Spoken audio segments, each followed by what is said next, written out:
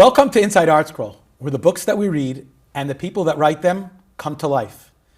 On today's Inside ArtScroll, we actually don't have the author, but we are extremely honored to have two of Kollel Yisrael's most beloved brothers, Reb Avrohom and Reb Shimon Lefkowitz, Lakewood, Flatbush.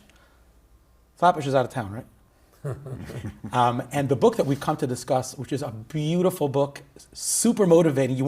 I told Rabbi Yisroel Besser, who is the very talented author, Yisroel Besser, that after I read a third of the book or a quarter of the book, I wanted to just go learn.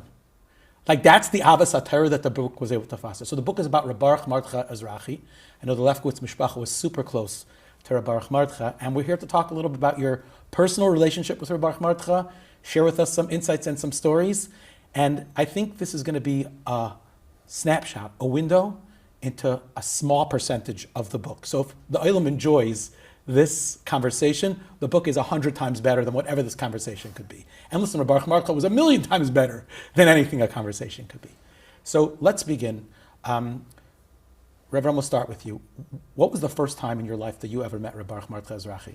The noted Rosh Hashiva, personality, Marbitz Torah. So Baruch Mordechai was in our house for, I think, over 45 years. But we knew him also when we went to Eretz Yisrael for Yom Tovim. And we spent Shabbos and Yom Tovim meals in his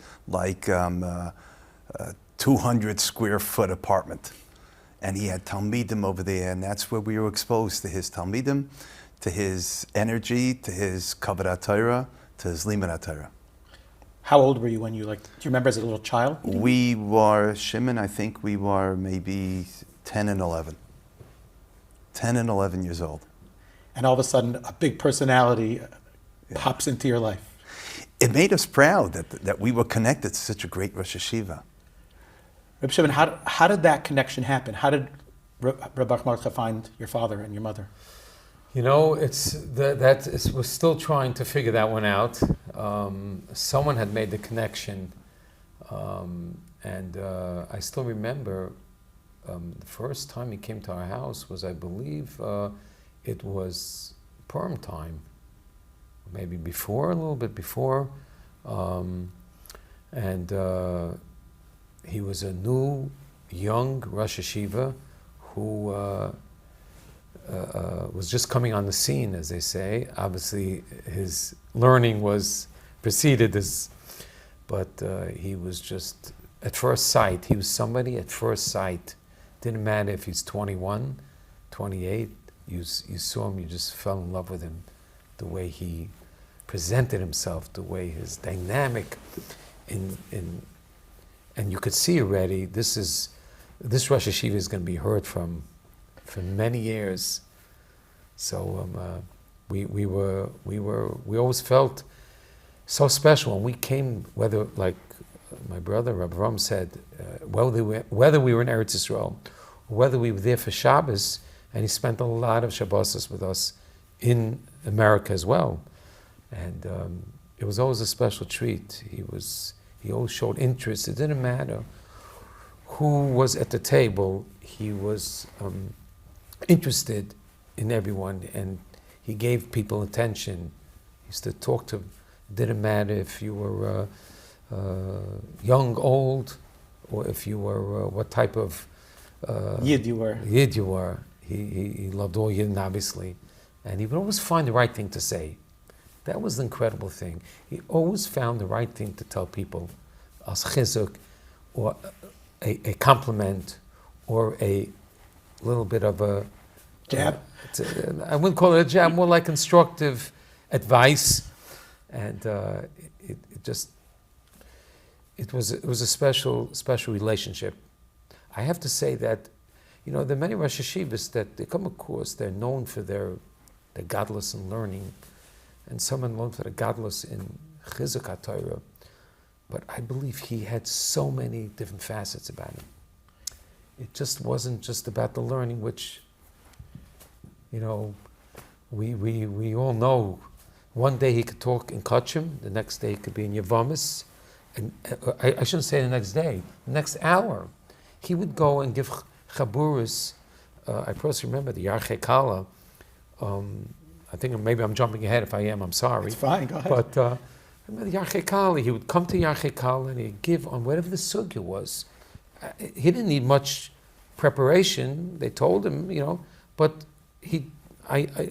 upon finishing, he was heading over to give a shir to someone else in a different yeshiva in Yerushalayim, and that's besides his own yeshiva, but just from one to the other. So besides his learning, there was so many facets about him. He had his camp that he brought so many Yidden back to their roots and to Torah. To Torah. And there's so many stories. I know some of the stories that are in the book that we just amazed that he would talk to, the way he would present it. There were many people who would take to it, and they became big Bnei Torah. Even members of his yeshiva. We should take a step back here, because I don't know if everyone knows about the camp. Do you want to share with us a little bit about his camp? So I just want to mention something about what Shimon said. When Reb Baruch Mordechai gave a shir, it just wasn't a shir. It wasn't to give over his mahalach in the sugya. It was a production. It was like, I would say, lahavda, it's like you're watching an event, a sports event. It was exciting. At the Yarchei Kala, everyone looked forward to his shir. And they were on the edge of the seats saying, okay, what's he going to say? How is he going to respond? Is this that good a Yarchei Kala that you're referring to? This is a good Yarchei Kala. But any time he spoke, it was exciting. It was exciting. He brought an energy and a slavus and a simchas HaTorah that we've seen. I mean, we had many Rosh Yeshivas in our house. We had many Rabbonim in our house, and they all very chashiv. Baruch Mordechai, it was explosive when he engaged with us. And the other thing that Shimon said about his uncanny ability of focusing in and understanding people. I spoke to him, and I'm sure Shimon spoke to him also, just on personal things. And he was able to engage and get down to the bacher, to that level that, wow, I'm talking to a friend. And that compassion, that empathy that he had, that stays with us. If I want to be a Ben Torah, if I want to be a Maggid Shir, he's a Maggid Shir I would like to be. That's who you emulate. Yeah. That's beautiful. Let's go back to the camp. So, because I think this was one of the most interesting things. I did not know about this. I knew about Russia, but I didn't know about the camp in Eretz Yisrael. And it's a big part of his life. He had all the backing of the Gedolim in so many different ways. Share with us a little bit about what was this camp? So the camp, as far as I know, was a camp which went on for sometime in the summer, maybe a week, maybe 10 days. And here's the interesting fact, how Reb Baruch Mordechai, Rosh Yeshivas, usually they take time off. Dacha. Dacha. But his dacha was being with boys and teenagers, which had no affiliation at all with yeshiva, and trying to embrace them and engage them and give them a tam of yeshiva. So he had his yeshiva bachrim, and they had a matzav there, as we say today. And his famous, I guess, crescendo was his speech that he gave to them. The famous story with the Netziv, how he said that when he make an asiyim, that they would have had a taina if he would have never written his Meishav Dover and his Hamak Dover. Yeah. And he was an orator. And people were just staring and almost mesmerized and caught in his web. And they went on to be tremendous Talmidei Chachamim. And from a Yidden, these are secular or very unaffiliated with yeshivas. Or definitely people who didn't have the Bnei Torah experience. Yeah. You have to read the book to see this, how he chapped them. With his dynamism, 100% that's correct. But he'd ask them, he'd set up a sugya, a whole scenario, and then there'd be fire. And there'd be a fireworks show between this, and then a bacha would say a good point. Who said that? Who said that? To get Reb Baruch Mordechai's attention, that you said a good vart, was literally what propelled the kid to go to Ateres, to go to the yeshiva. Really? Just that alone, which is unbelievable, super dynamic. It's so interesting what you were saying before, Shimon, that he could relate to anyone, and he knew. The book opens, and I'm not going to give it away, in a bomb shelter while they're getting pounded, and he's literally going around to every type and stripe in the bomb shelter and giving them exactly the chizuk that they need. And he's a bacher. Wow. And he just took that and he grew with it. Okay, beautiful. What as you became bachrim and learning it, listen, you're 10 and 9, I'm sure in the Lefkowitz house 10 and 9 was already yeshiva bacher, but like 15, 16, 17, 18, did you bring your friends to the house? Did they get an exposure to Reb Baruch Mordechai, or it was a Lefkowitz family secret? Definitely our good friends, we who used to congregate, and Baruch Hashem, our house was always buzzing with my friends, Rav Avrahom's, and so we had an opportunities to the memories. It was an interesting story that I'm not sure if it's in the book. I don't know if I made it to the book. The London School of Jewish Song. The first year, of course, Yigal Salek. We're all dating ourselves right now, but it's okay. The first year that they came, we had 6 boys, I believe, and one of Yigal's assistants. And at that time, it was a very Hamish atmosphere in the house, and it ended up that Rav Baruch Mordechai was staying downstairs, and the London school came that they flew in on that day, and they're very jet lagged. So they were up the whole night. So what do boys do when they have jet lag and they come from London, especially? What's the sport that they always know? It's about soccer. So there was a ball down in the basement, and they started playing and kicking the ball around. And Reb Baruch Mordechai happened to be in the same area, and one of the boys, by mistake, kicked the ball and it landed right on Reb Baruch Mordechai. Reb Baruch didn't flinch, and he just, you could see, some people would be so kanoi in the middle of the night, this and that. He wasn't kanoi. I believe it was in that restaurant. Yeah. He kicked it back, or like that part I don't know if we could talk about. That part definitely will not be in the book. Right, but not. I'm not sure that this will even be in the book. But like I said, he was his heart, his presence was open to everyone, and I just like to read. I know we're reiterating. He knew which crowd. He knew his crowd. He knew who to speak to. He knew what to speak about. If it was a Agudah convention, he knew. If it was Yeshivas Bnei Torah, he knew what to talk. He knew how to talk to them. He just was able to connect with that crowd, and that's an unbelievable trait. When you have a Rosh Yeshiva who's, you feel like you predict what he's going to say, but not him. He would come out of nowhere. He'd come up with he would bring out an idea that it just, but it was for that crowd, and that crowd caught on to it, and it was a... he came to the Kollel a number of times in Lakewood, and he spoke for us also in Brooklyn. But I remember one time he walked in, he says, okay, was soll ich reden? So I told him something, and he stopped. He was prepared with something totally different. And I just saw him stand there for 30 seconds. Oh, okay. He had it. He came in and he spoke to the Kollel Younger Light as Younger Light, not just generally, He understood exactly how Shimon was describing him. As we grew older, we grew a tremendous appreciation. And it was almost like an honor that we had someone like Reb Baruch Mordechai. And also, Shimon, when we used to go to ArtScroll, he's a Litvish Rosh Yeshiva. But Lava Malka, do you remember the Malka? Sure. He had Lava Wee hours in the morning. And it was like a tish.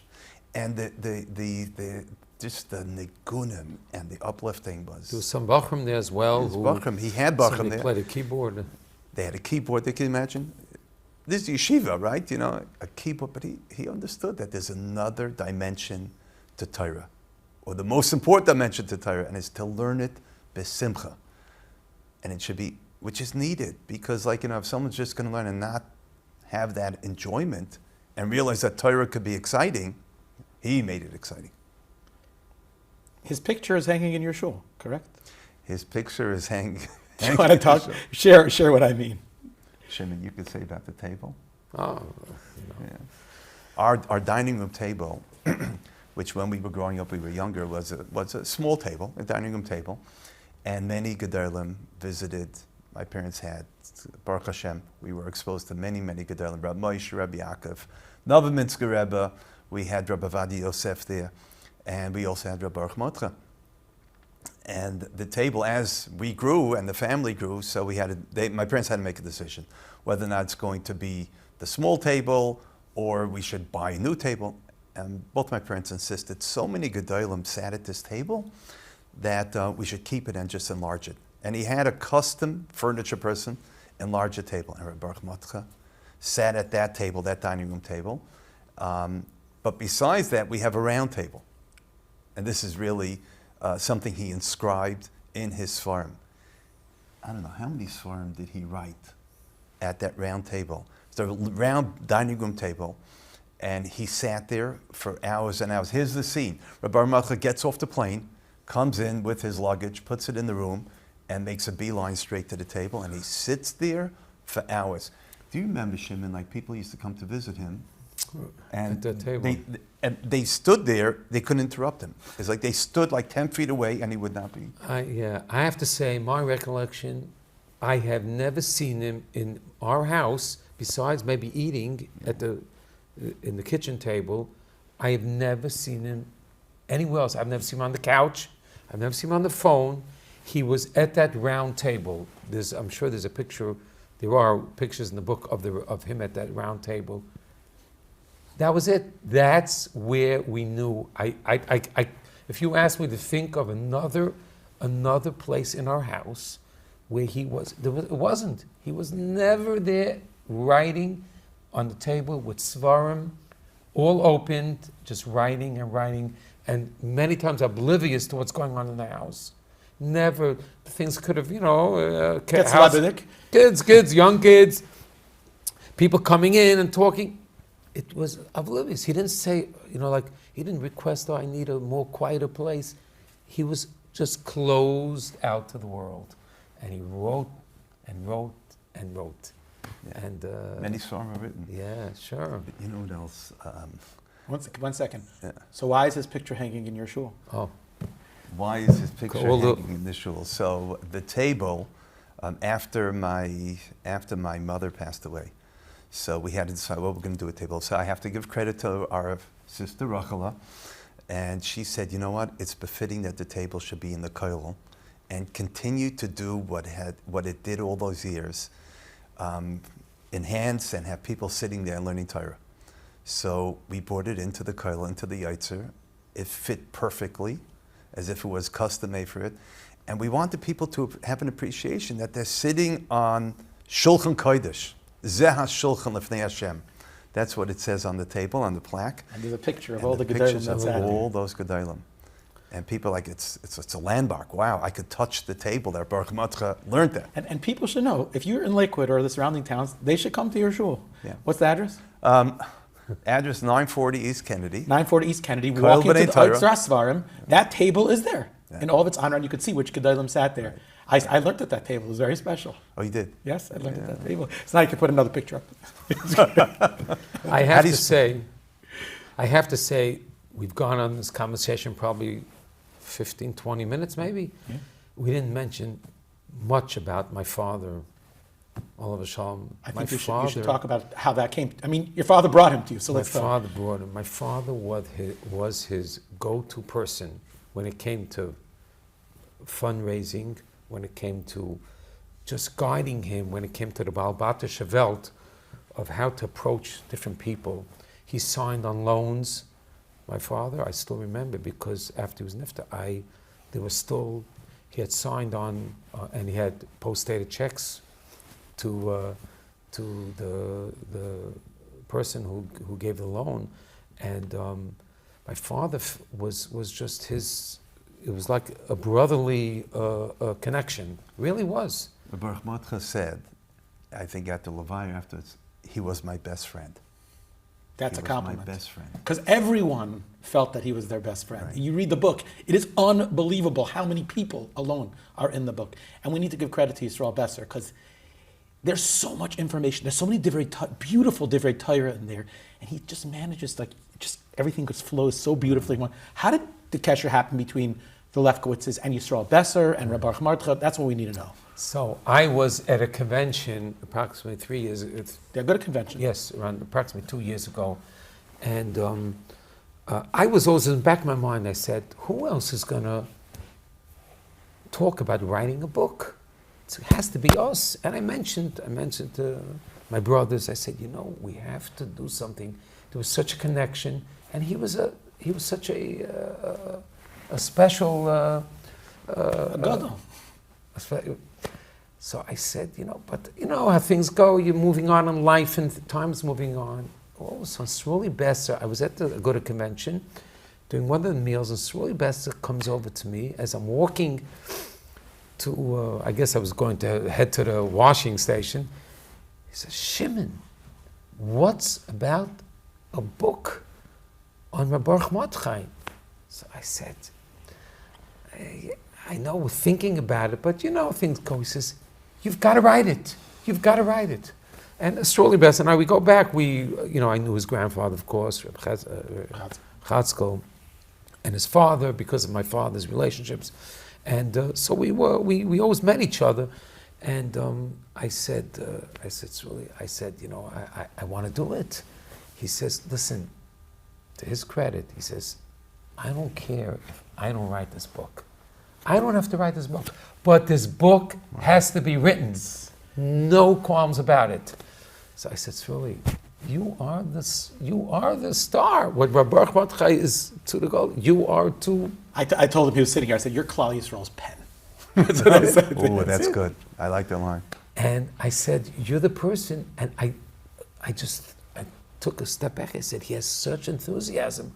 Who else than Yisroel Besser should write this book?" And I said, "Yisroel, let's do it. I'm ready." We made the decision right then and there. And a few weeks later, it just went on. But he was, he kept on saying, "By the way, it doesn't have to be me." I said, "No, Yisroel, we're doing it. We're doing it with you. Let's get together. Let's work out the arrangement, and let's go ahead." And I told him, "There's one thing I want from this book. Exactly what you said a few minutes ago. When a person finishes reading this book, he's ready, closes it, jumps into the Beis Medrash, and starts learning. He takes out a Rav Chaim, takes out a Walks over to his round table and he sits down and learns. and just learns. And that's what I wanted. I want people to be excited, the geschmack of the way he learned. He made it such a geschmack. When he would sit down, and I had occasions to talk to him learning. Of course, I've had to talk to him a lot more learning, but I was just so excited when I finished learning with him. I said, "I can't believe it." Everything, didn't matter what sugya. Whenever I had a question on something, sat down, but he made it so geschmack. And I said, "That's what I want this book to really, if we can accomplish that, it's worth it. Everything's worth it."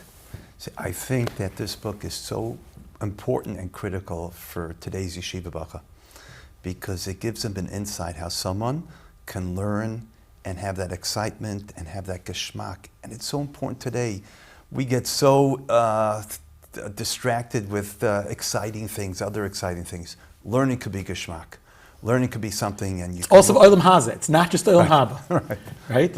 And you feel it so tangibly. It's unbelievable. Really? It's unbelievable. That's great. And Amir Hashem, I'm hopeful that your hope will be realized and your goal as well, that Yeshiva Bachram, Junge Leit, Balbatim, will open up the book and they'll get a cheshkas HaTorah and they'll be like, you don't have to be a gadol to love learning.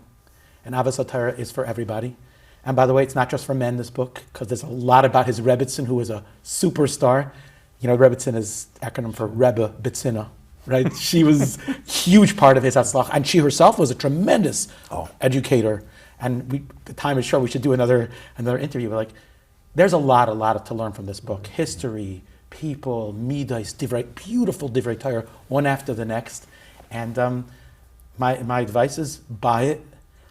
Make sure you block out some time, and I to put it down, which is always a problem with Yisroel Besser's books. and it should continue to inspire us. If I could say one sure, more please. thing, just only because... Reb Shimon, I always want to listen to you.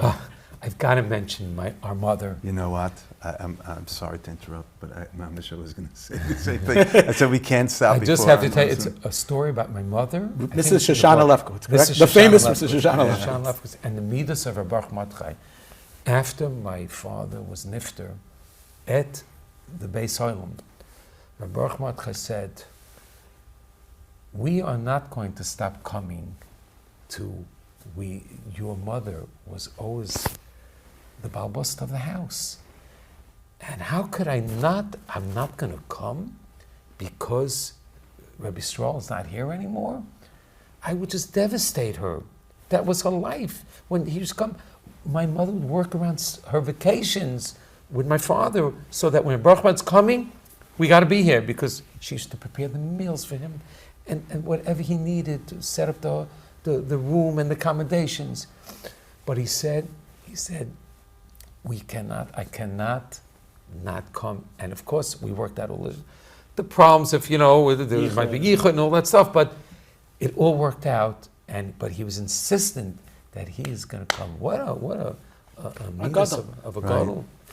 And that multifaceted person who could be the Rosh Hashiva, the orator, the Magachir, and the unbelievable mensch and person, and thinking of the other person's feeling. That's something we all could aspire to. Thank you so much. This was a treat. It was a pleasure. Let's get another book out there so we can do something else. Or maybe we should do, episode 2. Yashar Koach, thank you so much. Have a lot of hatzlacha. Thank you. Thank you.